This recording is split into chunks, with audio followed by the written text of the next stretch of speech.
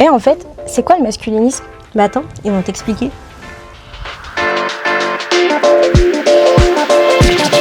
Le masculinisme est un mouvement anti-féministe qui a émergé dans les années 70, aux États-Unis et au Canada. Ce mouvement politique vise à protéger les avantages sociaux masculins, à établir une domination des hommes sur les femmes et à contrer les avancées actuelles. Le Québécois Germain Dulac, sociologue spécialiste de la condition masculine, dit que le discours masculiniste fonctionne comme une déresponsabilisation individuelle et collective de l'oppression des femmes. En gros, les hommes ne seraient pas responsables du patriarcat et de la discrimination envers les femmes. En fait, ils seraient même les premières victimes d'inégalités à cause des droits et des libertés accordées aux femmes. Dictature. Pas de droit de l'homme, il n'y a pas de droit de l'homme. Moi, président, mais ce pays, je le redresse en une fois, tu vois. Depuis les années 90, les discours masculinistes ont su se faire une place, mais ont surtout explosé avec Internet. Formation en ligne, associations, influenceurs, influenceuses. Parmi les plus connus, on peut parler de l'américain Andrew Tate, d'Alex Hitchen, qui tient son pseudonyme du film Hitch, Espère en séduction, de la française Thaïs Tescus-Fond, ou encore du youtubeur Michael Filetas, condamné pour le meurtre de son ex-compagne. Le lien entre séduction et masculinisme n'est pas une coïncidence, car c'est aussi un des plus grands axes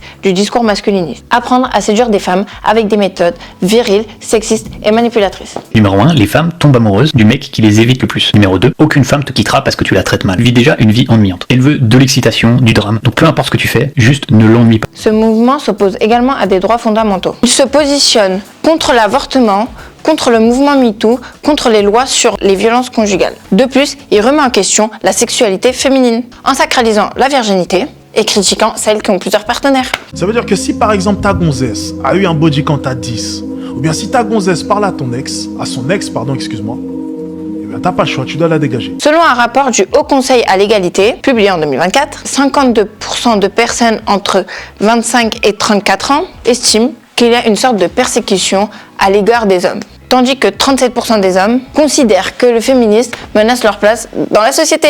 En fait, le masculinisme, ça va même au-delà du sexisme, parce que ça s'attaque aussi à d'autres minorités. Il propage l'idée qu'un homme homosexuel n'est pas véritablement viril et donc démuni de sa masculinité. Il nourrit aussi une forme de misogynie particulière à l'égard des femmes noires, souvent réduite à des stéréotypes de femmes sauvages, et s'oppose également au mariage dit mixte, accusant les étrangers de voler les femmes et hommes caucasiens français. Certains aspects du masculinisme flirtent même avec la pédophilie, en valorisant l'image de la jeune fille et en rejetant la femme dès l'âge de 30 ans. À 30 ans, tu as moins de valeur. Je pense qu'une femme, à 40 ans, oui, est périmée. Un peu plus de 40 ans est périmée. Ces idées ont des conséquences profondes, tant sur les victimes que la société dans son ensemble. Pour les individus, elles génèrent du stress, de l'anxiété, des troubles du sommeil, des difficultés relationnelles, de l'isolement social et bien d'autres. Pour la société, elles renforcent le sexisme, notamment chez les jeunes générations.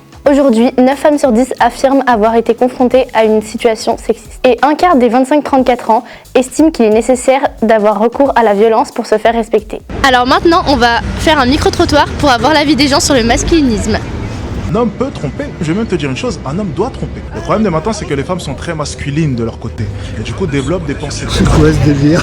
Pour un homme de haute valeur, il n'y a aucun problème à vouloir par exemple plusieurs femmes. Alors du coup, qu'est-ce que vous en pensez Ah, ça fait peur. Il est un peu fou, non? Bah écoute, si les femmes veulent être masculines, c'est leur choix. Moi je partage pas du tout. Je partage pas du tout son avis là. C'est pas parce que les femmes sont masculines que ça veut dire qu'on essaie de prendre la place des hommes ou quoi que ce soit en fait.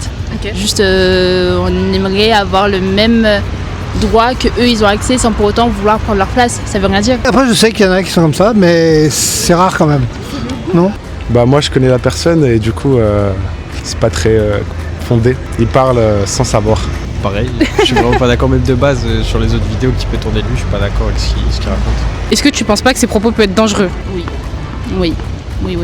Pour moi oui. Du sens où ça peut toucher les plus jeunes générations. Il y a beaucoup de dangers en ce moment parce qu'on a une société qui est un petit peu agitée, mais lui Bah pour les femmes, même les hommes qui sont là pour soutenir les femmes, c'est-à-dire que moi je pense qu'il pourrait créer un groupe qui pourrait s'attaquer aux femmes. Les masculinistes. Ouais. Oui, parce que c'est des personnes qui sont sur les réseaux et qui sont influentes. C'est entre guillemets le mec viril. Donc oui, les jeunes garçons veulent ressembler à ce genre de personnes et ça fait qu'aujourd'hui, on se retrouve avec des écarts. Même les jeunes en vrai. Ouais. Parce que les jeunes qui regardent, qui sont pas éduqués plus que ça, ils regardent ça, ils se disent qu'il a raison. C'est à gerber en fait. Le masculinisme est un danger pour notre nouvelle génération parce que ce genre de discours peut être dangereux et très influent.